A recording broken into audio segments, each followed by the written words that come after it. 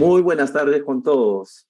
Hoy en miércoles laboral tenemos un tema interesante, pero como siempre les damos la bienvenida a este espacio, a este webinar organizado por el Colegio de Abogados de Arequipa y reciban también los saludos de nuestro decano, el doctor Alfredo Álvarez Díaz, y de su junta directiva. Como es siempre, en todas las jornadas que tenemos, antes de empezar, tenemos indicaciones importantes para ustedes. Adelante, Erika. Muchas gracias, doctor. Primero, darle la bienvenida al doctor César Velarde, en nombre del Colegio de Abogados. A usted, doctor Uriel, muy buenas tardes. Simplemente recordarles lo que significa el registro de asistencia. Como siempre les indico, el registro de asistencia lo hacemos a través de un link. Ese link va a salir anclado en la sección del chat de esta sala o bien en la sección de comentarios, como quieran llamarle.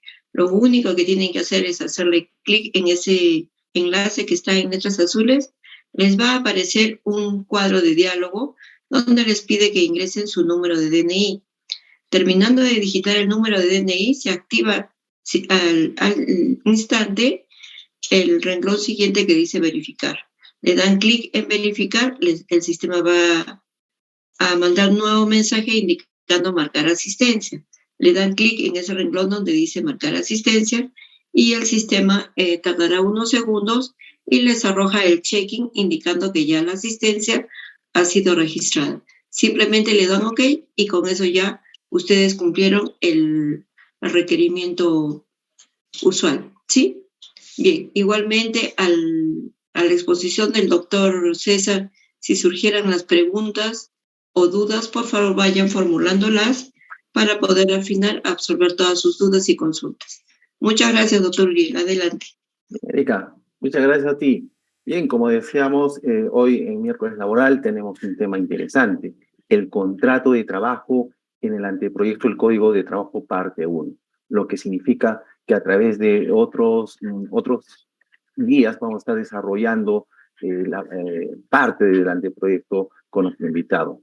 Bien, siendo un tema tan interesante, tan actual y de conversatorios en este momento, quiero presentar pues, a nuestro ponente, al doctor César Augusto Velarde Canaza, quien es doctor en Derecho, es magíster en Gerencia de Recursos Humanos, abogado y licenciado en Relaciones Industriales por la Universidad Nacional de San Agustín de Arequipa, egresado de la segunda especialidad de Derecho Laboral y Gestión Legal de Recursos Humanos por la Universidad Católica de Santa María. Es docente de pregrado y de posgrado de la Universidad Nacional de San Agustín de Arequipa, es docente invitado de posgrado de la Universidad Católica de Santa María y de la Universidad Católica San Pablo. Es exgerente regional de trabajo y promoción del empleo de Arequipa, expresidente y miembro de la Comisión Académica de Derecho Laboral y Procesal Laboral del Colegio de Abogados de Arequipa, paz decano del Colegio Regional de Licenciados en Relaciones Industriales y licenciados en Gestión de Recursos Humanos de Arequipa, conciliador extrajudicial y árbitro laboral. Sea bienvenido, doctor César Velarde, a este espacio, este webinar organizado por el Colegio de Abogados. Le damos el uso de la palabra. Buenas tardes, agradeciendo siempre la oportunidad que nos brinda el Colegio de Abogados de poder compartir temas de nuestro interés, como es el derecho laboral. En esta oportunidad vamos a revisar las novedades que nos propone el anteproyecto del Código de Trabajo en lo que respecta al contrato de trabajo. Y lo vamos a ver en dos partes, ¿no? En esta primera oportunidad, y programaremos una segunda para completar la segunda parte, que dice el contrato de trabajo es en el régimen, como regímenes especiales, ¿no? En esta oportunidad, entonces, vamos a regular la primera parte, ¿no? Y vamos a ir pasando algunas filminas, ¿no? El Código de Trabajo se divide en dos libros, el libro de Relaciones Individuales y el segundo libro, Relaciones Colectivas de Trabajo. El título 1 está referido al contrato de trabajo y en el capítulo 1 nos habla de la definición y el objeto del contrato de trabajo. La definición que nos propone el código es que por el contrato de trabajo, el trabajador se obliga personalmente servicios para un empleador bajo subordinación a cambio de una remuneración, ¿no? Ahí encontramos los elementos, ¿no?, del contrato de trabajo: la prestación personal, la subordinación, que se manifiesta, puede estar bajo dirección, supervisión, control, sanción, ¿no?, y a cambio de una remuneración, ¿no? Entonces tenemos ahí en el concepto los elementos que identifican la relación laboral. ¿Cuál sería el objeto que nos propone? Dice, pueden ser objeto de contrato de trabajo toda clase de servicios, materiales o intelectuales, siempre que no sean contrarios al orden público, o sea, que esté reñido con actos ilícitos, ilegales, ¿no? En ese sentido, ¿no?, se puede prestar servicios, pues, desde el punto de vista de relación laboral, bajo subordinación o dependencia, ¿no?, en la posibilidad que abre, apertura, el objeto del contrato, ¿no?, y no exclusivamente de una actividad física o manual, intelectual, ¿no?, que se pudiera proporcionar.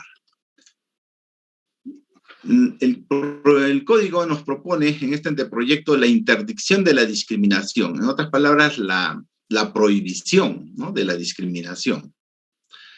Hoy por hoy tenemos, pues, regulado la ley de no discriminación en el acceso al empleo, la no discriminación remunerativa, ¿no?, todas amparadas en el principio de igualdad de oportunidades sin discriminación. Algo que se plasma, ¿no?, en el anteproyecto, que nos señala que en la contratación laboral queda prohibida la discriminación directa o indirecta por razón de sexo, género, raza, origen, religión, opinión, idioma, estado civil, responsabilidades familiares, edad, discapacidad, ser portador de VIH, SIDA, condición económica o de cualquier otra índole, ¿no? Esto es conocido, ¿no?, que son los elementos o características que vendrían a configurar, ¿no?, aspectos discriminatorios, ¿no? En el anteproyecto, entonces, se precisa que al momento, ¿no?, de la contratación, o sea, en el acceso al empleo, ¿no?, no podría generarse desde el momento, de ejemplo, de la convocatoria de personal, ¿no? Y eso lo podemos apreciar muchas veces, estas malas prácticas, ¿no?, que donde señalan, se requiere señorita, dice, ¿no? Entonces ya los jóvenes están fuera, ¿no? O de edad, ¿no?, de 20 a 25, ¿no? Entonces ya las de 26 quedaron fuera, ¿no? Entonces, cualquier elemento de estos que se identifica sería un elemento discriminatorio, ¿no? Y se tendría que proceder de acuerdo a la ley de no discriminación en el acceso al empleo. El postulante que se considere discriminado podrá hacer valer su derecho en la vía correspondiente, ¿no? Esto está regulado cabalmente en la ley de no discriminación en el acceso al empleo, ¿no?, que hay una ley expresa para esto. Pasamos al capítulo 2, los sujetos del contrato de trabajo, ¿no? Entonces, en un primer subcapítulo tenemos al trabajador. El trabajador, nos señala, es una persona natural, una persona física, ¿no?, que voluntariamente, ¿no?, de forma libre, ¿no?, presta servicios a un empleador en virtud a un contrato de trabajo en los términos establecidos en el presente código, que pasaremos posteriormente a desarrollar.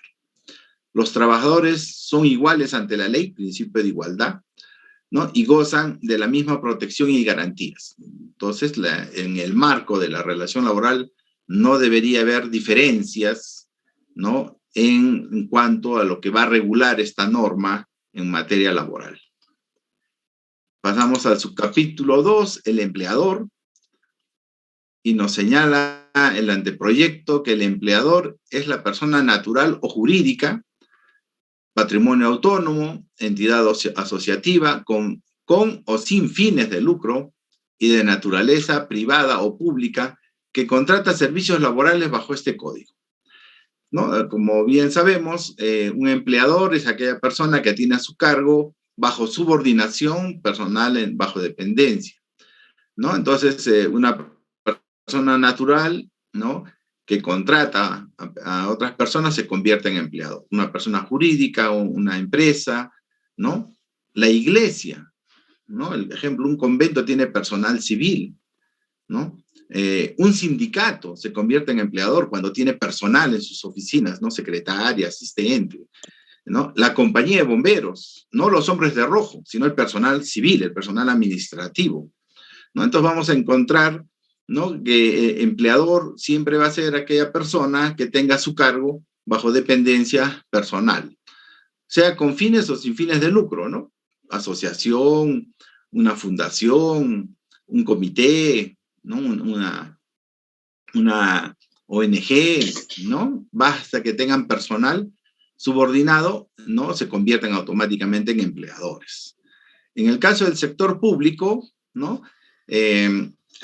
Como el caso de los obreros, la Ley Orgánica de Municipalidades después reconoce que el régimen laboral corresponde de la actividad privada, ¿no? En este caso, se convierte en empleador bajo este régimen de los trabajadores obreros, ¿no? O varios regímenes que tenemos de entidades públicas bajo régimen laboral privado, ¿no? Ejemplo, Poder Judicial, SUNAT, Registros Públicos, ESALU, Banco de la Nación, SEDAPAR, SEAL, ¿no? Empresas del Estado, ¿no? Representantes del empleador, ¿no? Se introduce en la legislación. Anteriormente, en algunas normas se citaba, o en la Ley de Relaciones Colectivas de Trabajo, pero acá ya se plantea, ¿no? Son representantes del empleador quienes en nombre y por cuenta de aquel ejercen funciones jerárquicas de dirección o administración, lo que conocemos como cargos de dirección en la empresa, o la ley actual del texto único ordenado del 728 define pues, el cargo de dirección o cargos de confianza, ¿no? Frente a los trabajadores o terceros, y que pueden sustituirlo en todo o en parte en sus funciones de administración y control, y en general quienes ejercitan los actos de representación del empleador, ¿no? Básicamente a los cargos de dirección está haciendo referencia. Los representantes del empleador están sujetos a las normas especiales de este código que va a precisar más adelante. La condición de socio, accionista, titular, director, apoderado o mandatario no excluye la de trabajador cuando haya prestación personal, subordinada y remunerada, ¿no? Un socio puede ser a la vez socio y trabajador, ¿no? Un accionista igual, puede ser accionista y también puede ser trabajador. El titular, en un caso de una EIRL, ¿no?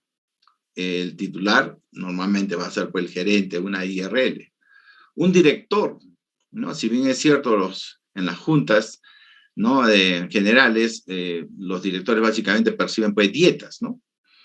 El apoderado, que cualquier funcionario puede tener el mandato en todo caso, ¿no? No excluyes la calidad de trabajador, ¿no? O sea, ellos podrían reclamar al margen de tener las otras calidades, si prestan servicios bajo los elementos del contrato, son considerados además trabajadores. Acá se introduce lo que siempre se esperaba, no hace mucho tiempo, una reforma.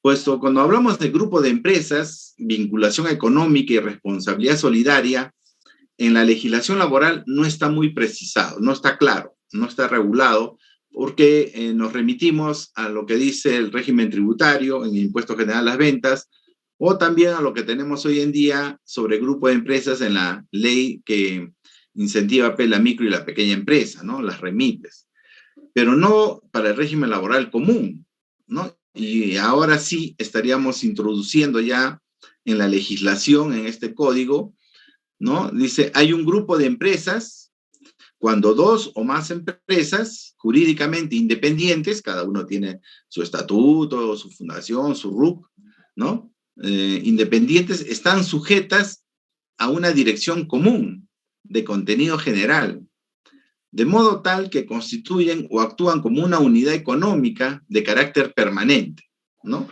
Acá en Arequipa pues, conocemos algunos grupos de empresas, ¿no? Grupos empresariales, pero la norma trata de identificar las características para evitar la simulación, el fraude que muchas veces se hacen en las empresas, ¿no? Para pretender señalar que son diferentes empresas cuando en el fondo son las mismas, y eso vamos a pasar a desarrollar. Presunción de grupo de empresas. Dice, se presume, salvo prueba en contrario, la existencia de un grupo de empresas cuando dos o más empresas desarrollan en conjunto actividades que evidencian su integración económica o productiva, ¿no? O son complementarias o realizan la misma actividad de manera paralela, ¿no? Además, se va a presumir, salvo prueba en contrario, se ha dicho, cuando una empresa posee la mayoría simple, está hablando, de las acciones o participaciones, caso de SRL, ¿no? Participaciones representativas del capital social de otra. O cuando la mayoría simple de las acciones o participaciones representativas de los capitales sociales de dos o más empresas que pertenecen a socios comunes, ¿no? Entonces acá, en el régimen tributario, se habla pues del 30% del capital, ¿no? Acá más bien se precisa que se va a presumir, ¿no?, que hay esta vinculación cuando se tenga, ¿no?, la mayoría simple, tanto en acciones o en el caso de las participaciones, ¿no? Eso ya quedaría definido cuando es que estamos frente a lo que vendría a configurar un grupo de empresas. Asimismo, se presume cuando dos o más empresas cuentan con uno o más directores, gerentes, administradores u otros directivos comunes que tienen poder de decisión en los acuerdos financieros, operativos, comerciales que se adoptan. Y eso lo vemos en los grupos empresariales, ¿no? Hoy día se habla pues, de los gerentes corporativos, ¿no? Una empresa puede tener un gerente de recursos humanos corporativo, ¿no? Y él asume las políticas de recursos humanos en todas las empresas del grupo. Y eso es transparente, es evidente, ¿no? Lo que vuelvo a insistir, la norma lo que propone es para evitar los encubrimientos, las simulaciones y tratar de disimular de que no se tratan de dos empresas vinculadas, ¿no? En las buenas prácticas eso no va a haber mayor inconveniente. O también cuando dos o más empresas utilizan el mismo nombre comercial, marca o lema comercial, ¿no? Entonces eso también es un indicio que va a probar, ¿no?, de que conforman un grupo económico, ¿no? Este es un nuevo detalle que no lo habíamos visto en otras normas, ¿no? El utilizar el mismo nombre comercial, la marca o el lema, ¿no? Los vincularía en todo caso. ¿Cuáles son los efectos laborales entonces de acreditarse bajo estos supuestos que estamos frente a un grupo de empresas que finalmente nos va a llevar a la responsabilidad solidaria? Cuando un trabajador presta servicios en dos o más empresas que conforman un grupo, de manera simultánea o sucesiva, ¿no? Esto está bien planteado, de manera simultánea, trabajo para varias empresas del grupo a la vez, o sucesiva, ¿no? Caso que hemos visto en algunas empresas que al trabajador lo tienen un periodo, una planilla, de ahí lo pasan a la planilla B, a la planilla C, vuelve a la planilla A, y así lo tienen rotando en diferentes planillas para simular que ha habido interrupciones y que ha trabajado para varias empresas, ¿no? Todas las empresas del grupo son solidariamente responsables por el pago de los derechos laborales y obligaciones de seguridad social, ¿no? Cuando un empleador pacte con el trabajador la prestación permanente de servicios simultáneos para más de una empresa del grupo, ello debe constar expresamente en el contrato, ¿no? Entonces, habrá que prever esa condición o posteriormente con una adenda o modificación al contrato. Asimismo, el traslado temporal o el traspaso permanente del trabajador a otra empresa del grupo no debería afectar la remuneración, la categoría, la jornada ni la antigüedad del trabajador, ¿no? Esto es un aporte también que se precisa de concretarse puesta ante el proyecto, ¿no? El traslado temporal del trabajador a otra empresa del grupo se realiza en las mismas condiciones reguladas por este código para la modificación de la relación de trabajo. El traspaso permanente implica la subrogación del nuevo empleador respecto a todas las obligaciones, ¿no?, del empleador anterior, ¿no? Entonces, hay una continuidad, diremos, en cuando se acredita la preexistencia pues, de un grupo de empresas, ¿no? ¿Qué otros efectos nos señala el anteproyecto? Para el traslado temporal o el traspaso permanente del trabajador, se requiere la celebración de un acuerdo escrito entre el trabajador, la empresa de origen y la empresa de destino, ¿no? En el que se especifique el plazo de duración del traslado o el carácter permanente del traspaso, de ser el caso, se identifique plenamente las empresas intervinientes y éstas declaren expresamente su reconocimiento de formar parte de un grupo de empresas. Dicho acuerdo deberá estar registrado ante la autoridad administrativa de trabajo. Entonces habrá que comunicar, registrar, ¿no? Ante la Gerencia Regional de Trabajo. También para efectos de la participación en las utilidades de los trabajadores del grupo de empresas, se les aplicará las mismas reglas previstas en este código y que posteriormente también desarrollaremos. También existe responsabilidad solidaria de todas las empresas de un grupo respecto del pago de los derechos laborales y obligaciones de seguridad social del trabajador en caso se compruebe la existencia de simulación o fraude a las normas laborales, lo que conocemos como la desnaturalización en todo caso, ¿no? De un contrato de trabajo celebrado con una empresa cuando presta servicios para otra, ¿no? O el empleador no le quiere reconocer el pago de derechos, ¿no? Entonces puede recurrir, ¿no? A otra empresa del grupo en la cual también ha prestado servicios, ¿no? En cuanto a la reorganización de una empresa o la sustitución de empleador, también se ha previsto esta figura, ¿no? Y nos proponen, si hay reorganización de empresa por actos de fusión, absorción, excisión u otras formas de reorganización empresarial, conforme puede la Ley General de Sociedades, ¿no? Las relaciones laborales continúan y los trabajadores mantienen los derechos alcanzados, ¿no? Bajo el principio pues, de la teoría de los derechos adquiridos, ¿no? Los cambios de titular, nombre o giro no constituye reorganización de empresa y no afectan las relaciones laborales vigentes ni los derechos alcanzados. Algo de esto ya se preveía en la Ley de Relaciones Colectivas de Trabajo, ¿no? En cuanto a la relación con los sindicatos, o la existencia de los sindicatos, ¿no? Y los convenios colectivos. Pero ahora ya se norma, ¿no? Desde el punto de vista del contrato individual de trabajo. Además, si el empleador es persona natural, ¿no? Fallece y sus herederos continúan con el negocio, las relaciones laborales y los derechos alcanzados prosiguen. Esto sí está previsto en la legislación actualmente, como cuando se desarrolla el tema de las causas, ¿no? De extinción de la relación laboral cuando fallece el empleador, que es persona natural, ¿no?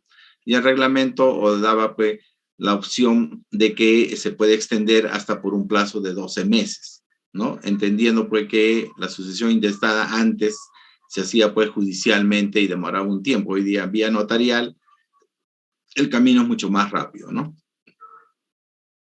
Efectos laborales en la transmisión de empresa. En la transmisión total o parcial de una empresa o negocio, las relaciones laborales continúan y los trabajadores mantienen los derechos alcanzados. Nos reitera.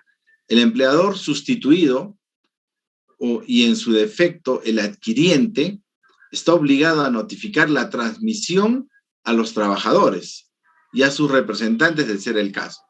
Claro, puede haber el trabajador no toma conocimiento oportunamente, diremos, cuando hay estos traspasos, ¿no? De acciones del empleador, ¿no? Y que el trabajador no conoce. La norma lo que impone ahora es que se deba comunicar para que el trabajador tome conocimiento, ¿no? Ambos responden solidariamente, ambas empresas, ¿no? Solidariamente por las obligaciones laborales y de seguridad social que a la fecha de la transmisión sean exigibles al empleador sustituido. Esto también se condice con la Ley General de Sociedades, ¿no? En la Ley General de Sociedades, cuando se traspasa los activos y pasivos, diremos, a una empresa, la empresa adquiriente asume, pues, todas las obligaciones y pasivos laborales, ¿no? Siempre y cuando se prevea, ¿no? En esa transición. salvo que la empresa adquiriente solo compre los activos, ¿no? Por lo tanto, la otra empresa tendrá que liquidar al personal, ¿no? Y ya será responsabilidad de la nueva empresa si contrata, ¿no? Un caso de ellos, recordaremos caso en AFER Perú, ¿no? Cuando se liquida, ¿no? Esta empresa, ¿no? Al haberse concesionado el sistema a Perú Rail, ¿no? Y Perú Rail más bien decidió a quienes contrataba, pero no asumiendo los pasivos, ¿no? O tenemos otro caso más antiguo, el caso cuando se privatizó el tema de Cemento Yura, ¿no? Y había la pensión de la 2530 en los trabajadores, ¿no? Porque las empresas del Estado estaban bajo régimen público y sistema pensionario público. Pero cuando se privatizó, no solo se compró los activos, por lo tanto la nueva empresa no asumió responsabilidad pasiva, ¿no? Que inicialmente los jubilados de estas empresas querían, pues, demandar a la nueva empresa, ¿no? Estos derechos, ¿no? Entonces tenemos varios casos donde se ha dado estas figuras y que ahora ya se regula expresamente en la norma. Por lo tanto, el adquiriente asume los derechos y obligaciones laborales del cedente y responde de las obligaciones que surjan con posterioridad a la sustitución. ¿Sí? Porque en su momento puede haber una transferencia, pero como el trabajador continúa laborando, tal vez la otra empresa no reconoce o no prevé las obligaciones pendientes, ¿no? Por ejemplo, un trabajador que tenga, pues, vacaciones pendientes y en la transición no se informó de este aspecto, ¿no? Entonces reclamará, pues, a su nuevo empleador. Pasamos ahora al capítulo 3, los elementos y eficacia del contrato de trabajo. ¿Qué nos propone el anteproyecto? Primero nos habla de la capacidad para contratar. Nos dice, puede contratar la prestación de su trabajo quienes tengan plena capacidad de ejercicio, o sea, mayoría de edad, ¿no? Y conforme a lo dispuesto en el Código Civil, ¿no? Los menores de 18 años que cuenten con edad mínima, a partir de los 14 en todo caso, y cumplan con los requisitos que establece el presente código, ¿no? Como sabemos, la autorización de los padres, la autorización de la gerencia de trabajo, ¿no? Para permitir algunas actividades que puedan prestar servicio a los menores de edad, ¿no? Los extranjeros, conforme a lo dispuesto en este código, hay un capítulo que revisaremos, pues, sobre la contratación de personal extranjero. La forma del contrato de trabajo. Nos dice, el contrato de trabajo puede celebrarse verbalmente o por escrito. Esto no es nuevo, se recoge de la actual legislación. Se celebran por escrito los contratos de trabajo cuando así lo disponga la ley. También, eso es lo que actualmente se tiene. Estos deben ser registrados ante la autoridad administrativa de trabajo dentro de los 15 días de celebrado. Acá sí habría un cuestionamiento o un retroceso, ¿no? Actualmente, a ver, ¿cómo es esto de los contratos? El contrato a plazo indeterminado nunca hubo obligación de registro. Los contratos de sujetos a modalidad tenían un plazo de 15 días. Pero hace tiempo, una ley de simplificación administrativa, ¿no?, señaló que ya no es requisito, ¿no?, registrar los contratos modales ante la autoridad de trabajo. Basta con el alta en la planilla electrónica.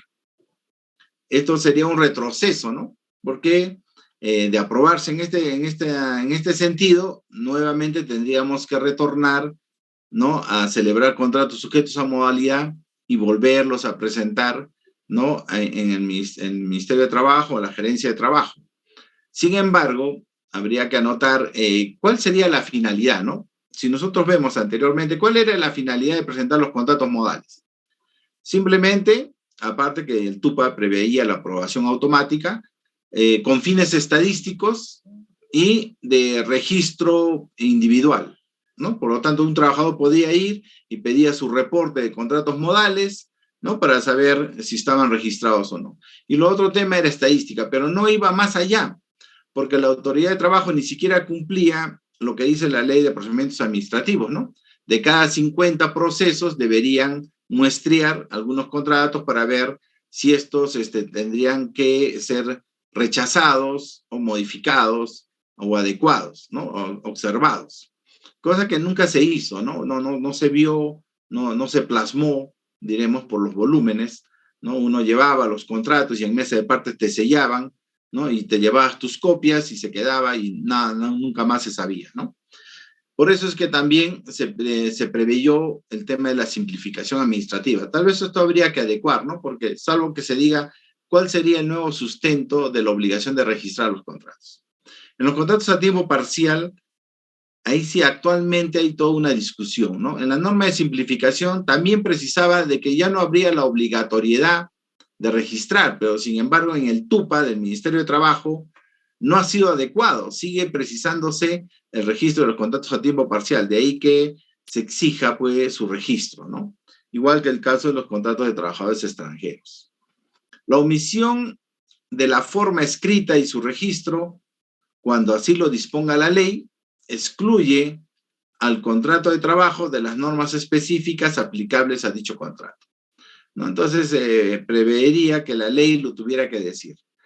Acá algo que nos preocupa es que cuando proponemos, lo que anteriormente se hizo, una ley general de trabajo o un código de trabajo, es que en este documento debería integrar toda la legislación y no dejar normas aisladas que regulen temas del código, ¿no?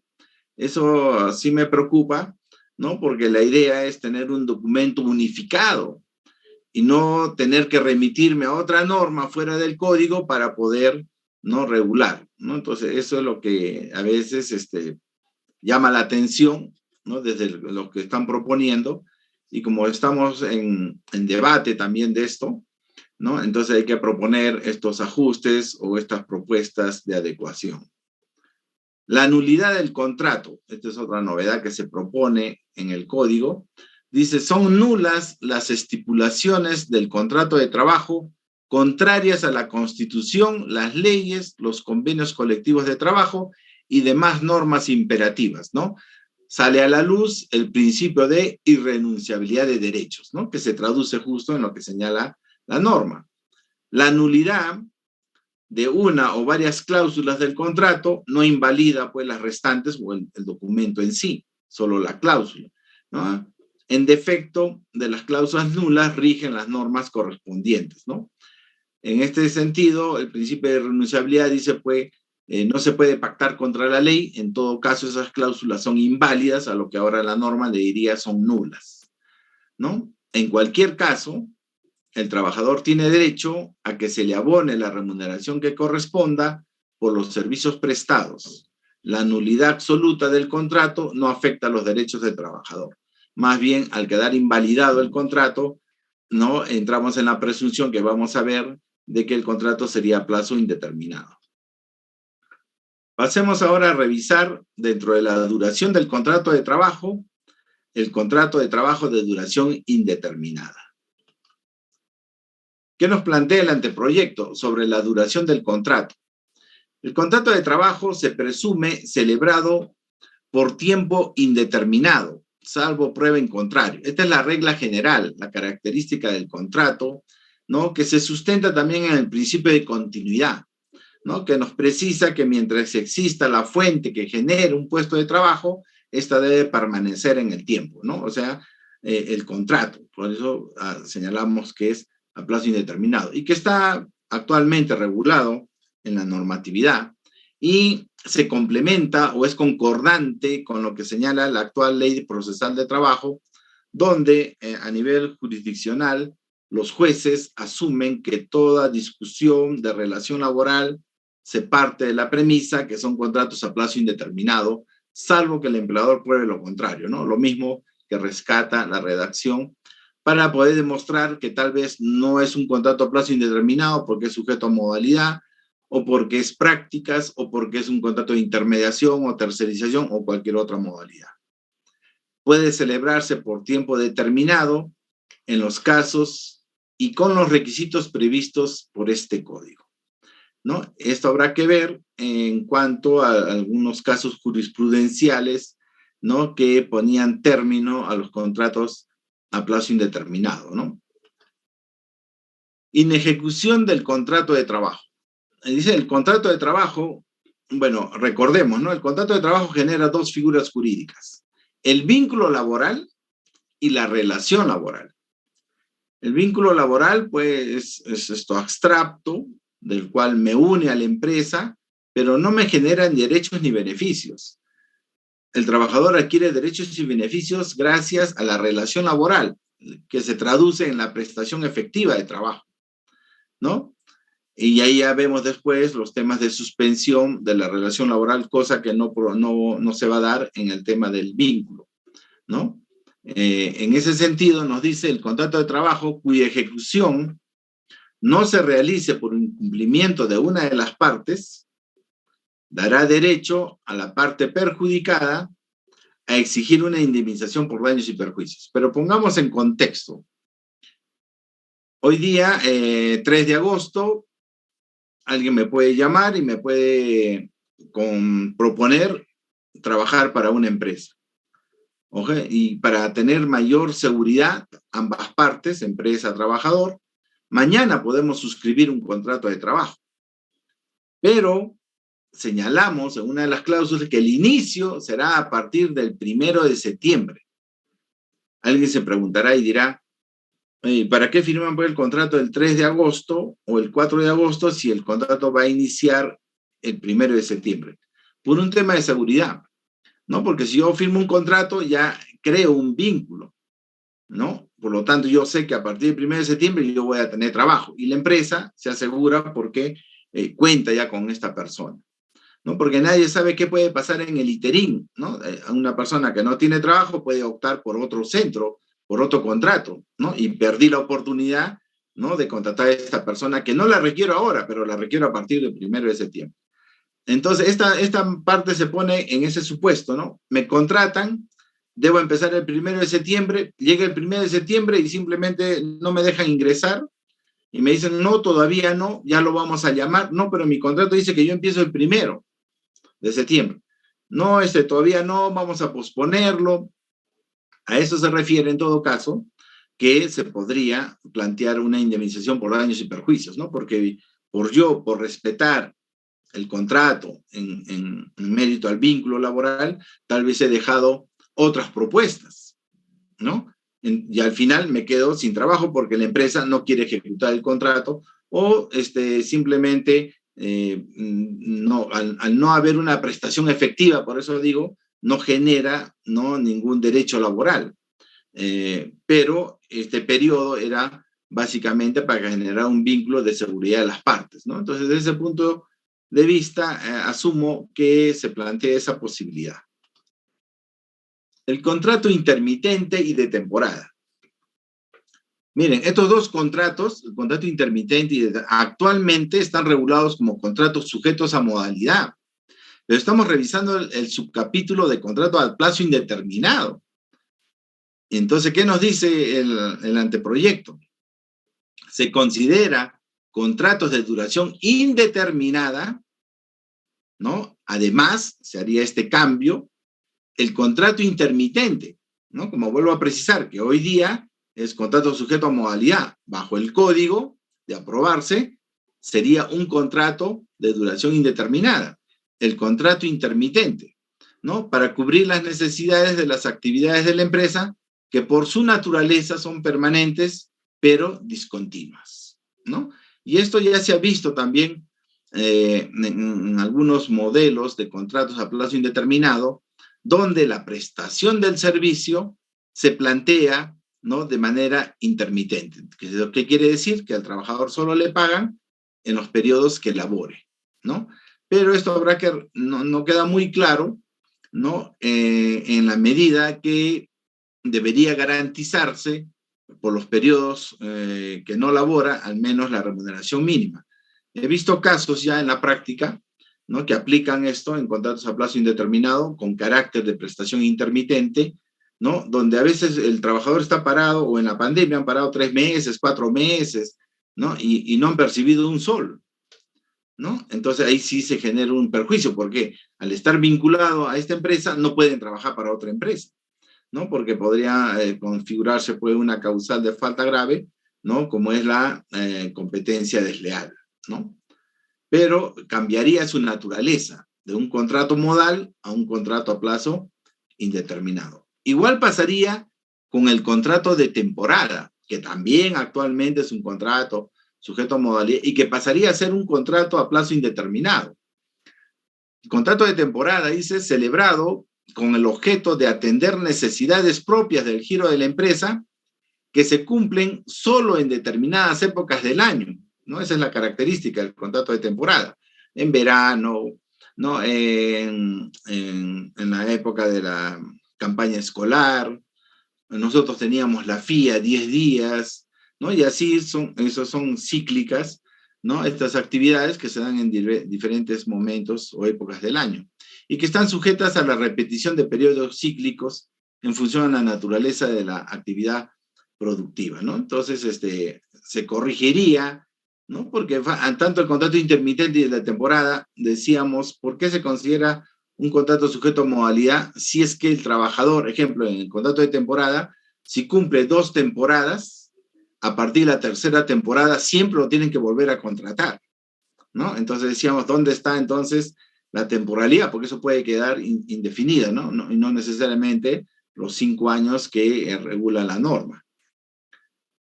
Ahora, en el contrato intermitente y contrato de temporada nos dice, el contrato de temporada, en este contrato debe constar lo siguiente: la duración de la temporada, ¿no? Si es verano, diré pues enero, febrero, marzo. Si es campaña escolar, diré pues febrero, marzo o abril, ¿no? Dependiendo. La naturaleza de la actividad de la empresa, la naturaleza de las labores del trabajador, ¿no? Esto tendría que estar insertado claramente, ¿no? Como causa objetiva en este contrato, en todo caso. En el contrato de temporada, en uno y otro caso, el periodo en el que el trabajador no preste servicios efectivos es considerado como suspensión perfecta de los efectos del contrato de trabajo. Quiere decir que el trabajador no va a percibir contraprestación o remuneración, ni va a ser computado para tiempos de beneficios sociales. El tiempo de servicios y los derechos que deriven del mismo se determinan en función al periodo efectivamente elaborado, ¿no? Entonces, pero acá debería fijarse un límite, ¿no? ¿Qué tal si estoy en estos contratos, ¿no? Y no se me plantea, ¿no? Todo el periodo no laborado, ¿no? Dependiendo pues de la temporada, por eso decía, en los requisitos hay que señalar claramente cuál es el inicio y el término, y esto es cíclico, ¿no? O sea, siempre tiene que ser, no es que pueda estar variando, ¿no? Si no, desnaturaliza en todo caso. De ser el caso, dice, las inasistencias del trabajador se computan a partir de la fecha señalada por el empleador para el inicio de la prestación efectiva de los servicios del trabajo. Entonces, solo podremos considerar inasistencias en el periodo que se pactó, ¿no? La prestación del servicio. Pasemos al subcapítulo 2 del contrato de trabajo de duración determinada, los famosos contratos sujetos a modalidad. Nos señala el anteproyecto en cuanto a la duración determinada. Los contratos de trabajo de duración determinada pueden celebrarse cuando así lo exija la naturaleza temporal o accidental del servicio que se va a prestar o de la obra que se va a ejecutar. Acá hay que tener en cuenta, ¿no? Y se prevé en la norma actual sobre la desnaturalización de los contratos modales, tener en cuenta siempre la contingencia frente a los 3 principios, ¿no? Principio de primacía de la realidad, principio de continuidad y principio de causalidad. El principio de causalidad lo trabaja bien el Tribunal Constitucional y lo grafica también de una manera simple. Dice la correspondencia, causa-efecto. ¿Qué tipo de contrato debo celebrar? Está en base a la relación directa al puesto. Si el puesto es permanente, no la persona, ahí viene el error. El puesto, si el puesto es permanente, el contrato es a plazo indeterminado. Si el puesto se crea con carácter temporal, transitorio, eventual, esporádico, contrato sujeto a modalidad. O si el contrato es parcial, contrato a tiempo parcial, ¿no? Esa relación deberíamos observar que está enmarcada dentro de estos 3 principios a efecto de no desnaturalizar. Además, pues, en el indubio pro operario que nos exigen la causa objetiva, ¿no? Pero la correspondencia, ¿no? Que es uno de los elementos cuando queremos hablar de desnaturalización de contratos.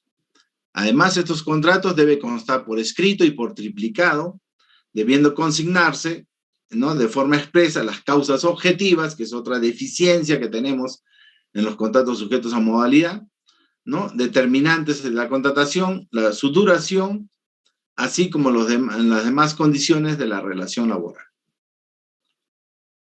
Cada parte conserva una copia, empleador-trabajador, y la tercera será presentada por el empleador ante la autoridad administrativa de trabajo. O sea, volviendo a registrarse, pues actualmente los contratos sujetos a modalidad ya no existe la obligatoriedad de registro, pero estaríamos volviendo con este anteproyecto, en esta propuesta, de tener que volver a registrarlos, ¿no?, para efectos de su registro y verificación de la veracidad de los datos consignados en el mismo.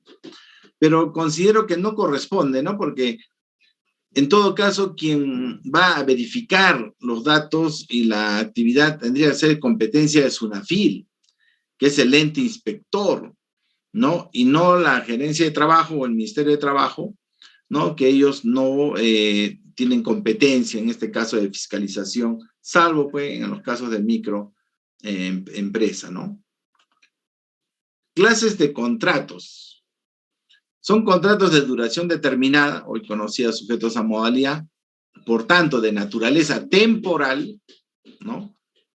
El contrato de inicio de actividad, el contrato por necesidades coyunturales del mercado, el contrato ocasional, el contrato de suplencia, el contrato de obra determinada o para servicio específico, el contrato expresamente autorizado por ley, ¿no?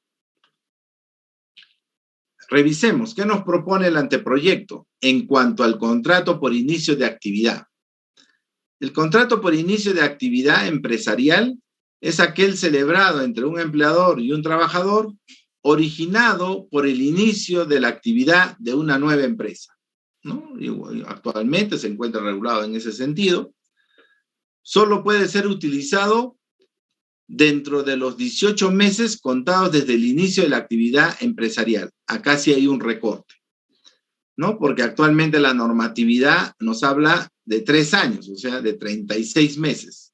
Entonces, el contrato por inicio de actividad estaría reduciéndose a la mitad, ¿no? Hoy día se permite hasta por 3 años, ¿no?, de funcionamiento, hacer contratos por inicio de actividad, y se recortaría a 18, ¿no?, los meses. Y ahí viene otro inconveniente, ¿no? ¿Cuál fue la razón para plantear 3 años? Cuando uno pone una actividad económica, un negocio, una empresa, nadie me puede garantizar en prospectiva si esta empresa va a tener futuro o no.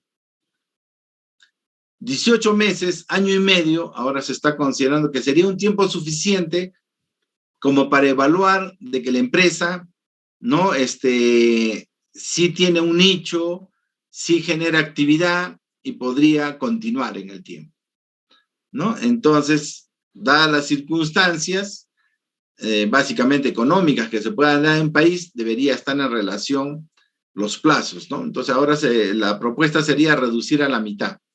Ya no 3 años, 36 meses, sino 18 meses, año y medio. Si cumplido dicho plazo, la actividad empresarial continúa, los contratos vigentes se convierten en contratos de duración indeterminada, ¿no? Entonces, al año y medio ya pasaría a plazo indeterminado y no después de 3 años como actualmente se prevé. Y además, no se plantea lo que la legislación actual señala. En el contrato de inicio de actividad hay una variante, ¿no?, que también se considera inicio de actividad, no necesariamente de la empresa, sino de otras actividades, ¿no?, complementarias. Ejemplo, puedo crear una filial, puedo crear una sucursal, una agencia, o puedo crear una nueva línea de producción. La legislación actual contempla esas figuras como inicio de nueva actividad, cosa que no se lee, en todo caso, en la normativa que estamos revisando. El contrato por necesidades coyunturales de mercado, hoy día conocido como necesidades de mercado nada más, y que también generó muchos casos de desnaturalización. El contrato por necesidades coyunturales de mercado se celebra con el objeto de atender incrementos coyunturales, ¿no?, de la actividad de la empresa originados por las variaciones sustanciales de la demanda en el mercado y que no pueden ser satisfechas con su personal permanente, ¿no?, con el personal de planta, diremos, aun cuando se trate de labores que formen parte de la actividad ordinaria de la empresa. Y la duración máxima de este contrato es de 1 año, ¿no? Actualmente la normatividad se expresa en los mismos términos, solo que no plantea un plazo determinado. Ahora se estaría limitando a un plazo máximo de 1 año, ¿no? Entonces la necesidad de mercado no debería superar este periodo, ¿no? Dado que es algo coyuntural, ¿no? Y que se puede dar por situaciones de variación en el mercado, ¿no? Y que no deben ser permanentes en todo caso. El contrato ocasional. El contrato ocasional es aquel celebrado entre un empleador y un trabajador para atender necesidades transitorias distintas de la actividad habitual del centro de trabajo. La legislación actual dice distintas de la actividad principal, es decir, actividades pues secundarias, complementarias, ¿no? Y su duración máxima de 6 meses al año, eso se mantiene. Actualmente la legislación prevé para este tipo de contrato, ¿no?, un plazo máximo o periodo de 6 meses, salvo que la causa que lo origine sea de caso fortuito, fuerza mayor, en cuyo caso se extinguirá cuando dicha causa haya sido superada, ¿no? Entonces pone una excepción, en todo caso, para ampliar los 6 meses.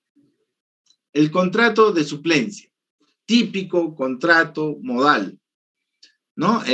Acá también hay 2 modalidades.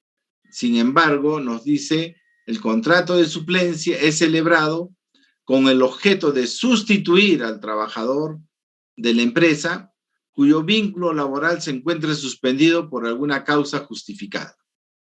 Esta modalidad también procede para cubrir el puesto de trabajo que ha sido trasladado, ¿no?, dentro de la empresa sin estar ausente en la empresa, ¿no?, sino que es reubicado temporalmente en otro puesto, ¿no? Entonces, en estos contratos de suplencia, más bien no recoge una idea interesante de un proyecto que se ha planteado al Congreso, de que el contrato de suplencia podría suscribirse o tener vigencia días antes del inicio hasta días posteriores de la suplencia.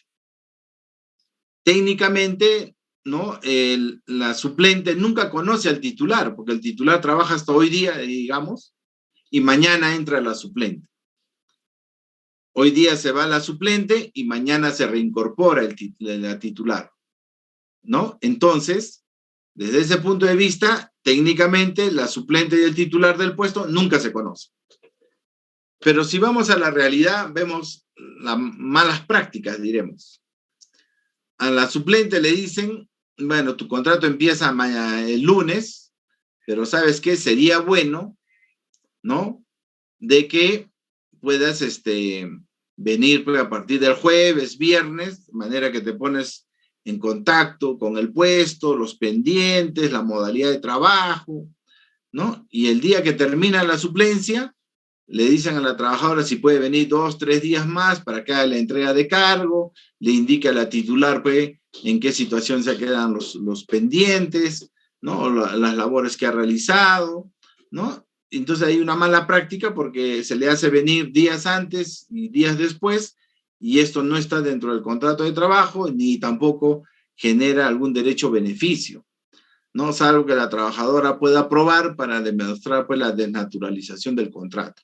De ahí que se planteó un proyecto al Congreso de la República, ¿no?, recogiendo esta mala práctica para normalizar, diremos, o legalizar, y que resulta razonable, en todo caso, que la suplente podría empezar la relación días antes, porque en algunas empresas, no nos olvidemos, hay pues los procesos de inducción en materia de seguridad, en materia laboral, debe conocer el puesto, alguna capacitación, ¿no?, que sería razonable, pero que no se recoge en el anteproyecto, ¿no? Tal vez cuando este anteproyecto llegue al Congreso, tal vez en observancia, ese proyecto pueda ser recogido o insertado. Lo ideal sería que el anteproyecto ya recoja, ¿no?, esta figura. En tales casos, hablando de la suplencia, el empleador deberá reservar el puesto a su titular, operando con su reincorporación la extinción del contrato de suplencia. La duración máxima de este contrato está sujeto al plazo requerido de sustitución, pudiendo celebrarse las renovaciones que resulten necesarias. Ejemplo, una trabajadora va a salir con pre y postnatal 98 días. Pero antes que acaben los 98 días, la norma actual prevé que la trabajadora podría solicitar que se le adelante las vacaciones para continuar 30 días más, ¿no? Pero como el contrato de suplencia se hizo por 98 días, ante el pedido o la concesión de adelantarle las vacaciones a la madre trabajadora, entonces también podría celebrarse una renovación, una adenda, ¿no?, para ampliar el contrato de suplencia, ¿no?, en la medida de que la titular va a continuar ausente. El contrato de obra determinada o para servicio específico. En los contratos para obra determinada o para servicio específico, la duración está sujeta a la conclusión de la obra o del servicio específico para lo cual fue contratado, ¿no? No hay variación, es lo que dice actualmente la legislación. En este tipo de contratos podrán celebrarse las renovaciones que resulten necesarias para la conclusión o terminación de la obra o de servicio objeto de contratación, ¿no? En todos los casos, siempre las adendas y prórrogas tienen que tener también una causa objetiva. Una cosa es la causa objetiva en el contrato primigenio y otra cosa es la causa que justifica las adendas o prórrogas, ¿no? Entonces ahí también cometemos algunos errores, ¿no?, al no prever, ¿no? Conversión de los contratos. Los contratos de trabajo celebrados se consideran de duración indeterminada, ¿no?, lo que conocemos como desnaturalización en la legislación actual, ¿no?, si el trabajador continúa laborando después de la fecha de vencimiento del plazo estipulado o de las prórrogas pactadas de acuerdo a ley. Cuando se trata de un contrato de obra determinada o para servicio específico, si el trabajador continúa prestando servicios efectivos luego de concluida la obra o el servicio en materia del contrato. Si el trabajador continúa laborando y el titular del puesto sustituido no se reincorpora, vencido el término legal o convencional. O cuando el contrato es simulado o ha sido celebrado en fraude a la ley, ¿no? Estas causales de desnaturalización en el anteproyecto le llaman conversión de contratos a plazo indeterminado. O cuando el contrato no es celebrado por escrito y no se consigna causa objetiva en la contratación, automáticamente pasa a ser contrato a plazo indeterminado. ¿Por qué? Porque el contrato sujeto a modalidad exige la formalidad por escrito, ¿no?, como el contrato a tiempo parcial, ¿no? En consecuencia, no solamente operaría la posibilidad de ser verbal o escrito en el caso de los contratos a plazo indeterminado. Prohibición de contratar a trabajadores permanentes que cesan. Los trabajadores sujetos a un contrato de duración indeterminada que cesan no podrán ser contratados nuevamente mediante contratos de duración determinada, salvo que haya transcurrido un año desde la extinción, ¿no? El trabajador cesó en diciembre del 2020 y está regresando en agosto del 2022, pasó más de un año. Así, a ese trabajo, pese a que anteriormente fue a plazo indeterminado, hoy día lo puedo contratar modal. Y eso está también previsto en la legislación actual, ¿no? O el trabajador cesó en diciembre del 2021 y reingresa en agosto del 2022, ahí tiene que continuar a plazo indeterminado porque no ha habido la interrupción o el transcurso de un año. Desde la extinción de la relación del trabajo anterior, o no habiendo transcurrido el plazo de un año, cuando sea contratado para una labor cualitativamente distinta. Yo pude haber trabajado como asistente de recursos humanos, ¿no? Pero ahora estoy regresando a los 6 meses como supervisor de recursos humanos. Entonces ahí sí es un puesto cualitativamente distinto, de mayor categoría, rango, y por lo tanto no configuraría la continuidad. Igualdad de derechos. Esto también está recogido en la legislación actual.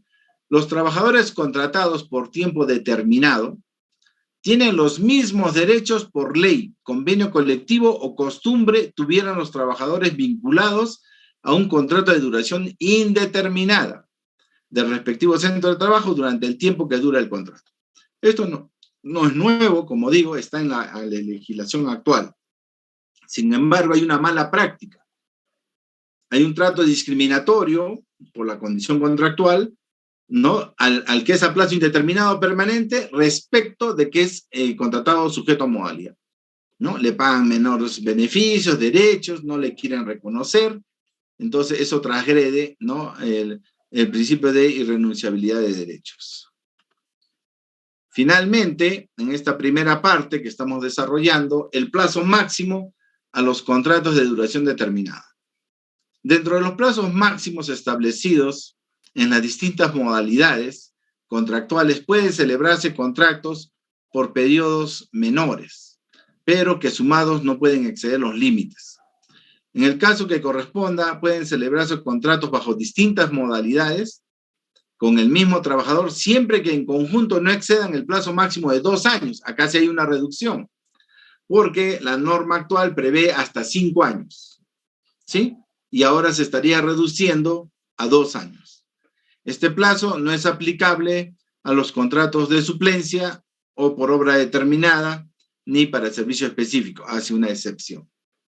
Bueno, en esta primera oportunidad estamos desarrollando pues todo lo que regula el anteproyecto del Código de Trabajo respecto al contrato de trabajo. Va a haber una segunda parte para ver los casos especiales. Y en otra oportunidad podremos comentar, ¿no?, las novedades que nos trae el anteproyecto. Erika, no sé si tenemos preguntas para pasar a la rueda de preguntas antes de dar por concluida esta participación. A ver, ¿me escuchan? Sí, ok. Tenemos la pregunta de Gustavo Caballero. Dice, doctor, en el supuesto caso que mi trabajadora me comunica que está embarazada, ¿cómo procede? Ya. En el caso de las trabajadoras que están en estado de gestación hay que ver diferentes momentos, ¿no? Si es el momento de la contratación y tomo conocimiento que ya está embarazada o durante la relación laboral. Pero no olvidemos que una vez que el empleador toma conocimiento, ¿no?, de su condición, hay una norma de protección. La ley de no discriminación remunerativa precisa que en el caso de los contratos sujetos a modalidad tendrán que seguir continuando con su renovación o prórroga cuando la madre acredite estar en estado de gestación o en periodo de lactancia, ¿no? Entonces hay una protección. Configuraría el cese un despido nulo, lo que implicaría la reposición. Entonces ahí hay que tener cuidado porque hay otra norma que prevé pues, la protección a las madres trabajadoras en estado de gestación o en periodo de lactancia. Ese sería el comentario a esta primera pregunta, Erika. Ok, doctor, muchísimas gracias por su respuesta. A ver, ingeniero, ¿me ayuda para ver si tenemos otras preguntas?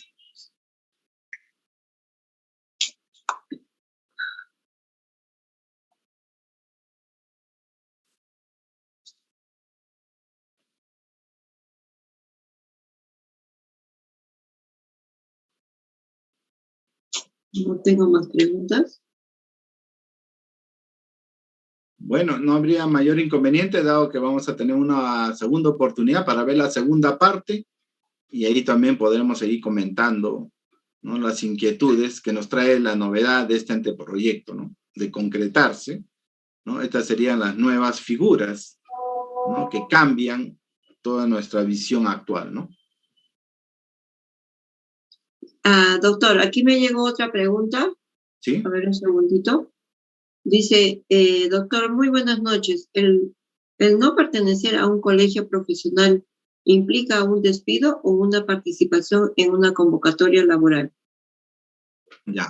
A ver, Esta es una figura que se complica porque si yo hablo de un requisito para un puesto, el requisito de ser profesional, habilitado, para eso se requiere ser colegiado, ¿no?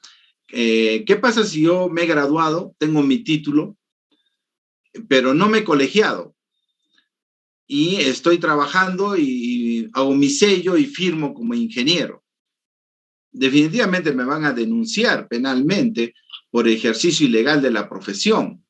La mayor parte de los colegios profesionales, las leyes de los colegios, prevén el requisito de la colegiatura como requisito indispensable para el ejercicio de la profesión, ¿no? Entonces, hoy día podríamos decir casi en todos los colegios profesionales tienen el requisito de la colegiatura obligatoria para el ejercicio de la profesión. Por lo tanto, si yo estoy prestando un servicio en un puesto, ¿no? Y he dicho que soy ingeniero, porque estoy graduado, pero no estoy colegiado, tendría que poner en conocimiento al empleador. En el caso del sector privado no hay mayor problema, ¿no? Porque el requerimiento del perfil del puesto queda a opción del empleador en el sector privado. El problema más grave es en el sector público, ¿no? Porque si yo pues, me hago nombrar o designar o contratar para un puesto cuyo perfil dice ingeniero, colegiado, habilitado, y no estoy colegiado y habilitado, y no se percatan y me contratan como ingeniero, definitivamente hay una causal, ¿no?, de responsabilidad no solo administrativa, sino también penal, ¿no?, de tanto de quien contrata como el que suscribe el contrato. Entonces, en el sector público la responsabilidad es mayor. En el sector privado, si yo declaré que soy colegiado, pero no presenté la constancia de habilitación, y después el empleador verifica que no estoy colegiado, habría configurado una falta grave, ¿no?, el de dar información falsa al empleador. Entonces, habría que tener cuidado en ese aspecto, ¿no? Porque nos podría complicar, ¿no?, nuestra condición, ¿no?, en cuanto a la información que hemos proporcionado al empleador, ¿no? Entonces, ahí habría que tener cuidado. La recomendación sería que apenas me gradúo, debo colegiarme, ¿no?, por mandato de las leyes propias de los colegios y de los estatutos, ¿no? Esa sería la recomendación, en todo caso, a la pregunta que nos hicieron, Erika. Muy bien, doctor, muchísimas gracias. Nos llega también la pregunta de Luis Gustavo Flores, es referente al primer punto que tocamos sobre la maternidad. Dice, y en caso de la maternidad, ¿cuánto tiempo descansa? Ya. A ver, cuando hablamos de la maternidad, hablamos del periodo de gestación, ¿no? Y el derecho que tienen las trabajadoras es al descanso que antes llamábamos el descanso pre- y postnatal, ¿no? El periodo de maternidad, que hoy día pasó de 90 días a 98 días a raíz de que se modifica la legislación al haberse ratificado un convenio de la OIT, ¿no? Entonces, desde ese punto de vista, es que modificamos de 90 a 98 días, ¿no? Y el periodo de lactancia, una vez que nace el menor y hasta que cumpla un año, la trabajadora tiene derecho a una hora para estar en su domicilio con su menor y darle de lactar, ¿no? Entonces, hasta que cumpla un año, ¿no? Tiene ese derecho que es irrenunciable, que no es negociable, ¿no? Y que es un derecho de la trabajadora. Y no puede disponer la trabajadora y decir, no, yo me quedo a trabajar, porque eso se configuraría una hora extra en todo caso. Diferente también al uso del lactario, ¿no? Porque en el caso de uso del lactario, la trabajadora, dentro de la jornada, ejemplo, de 8 horas, 1 hora es hora de lactancia en mi casa. Tengo 7 horas efectivas, pero entre las 7 horas, si tengo que usar el lactario, ¿no?, tengo 1 hora más. Entonces, horas efectivas podrían ser 6. 1 hora voy al lactario, hago uso para extraer la leche y conservarla, refrigerarla, ¿no? Entonces, hay algunos derechos de protección a las madres trabajadoras que en todo caso les recomiendo revisar la normatividad, ¿no?, que precisa algunos requisitos adicionales. Muy bien, doctor, muchísimas gracias por la respuesta. Vamos a ver si nos llegó otra pregunta.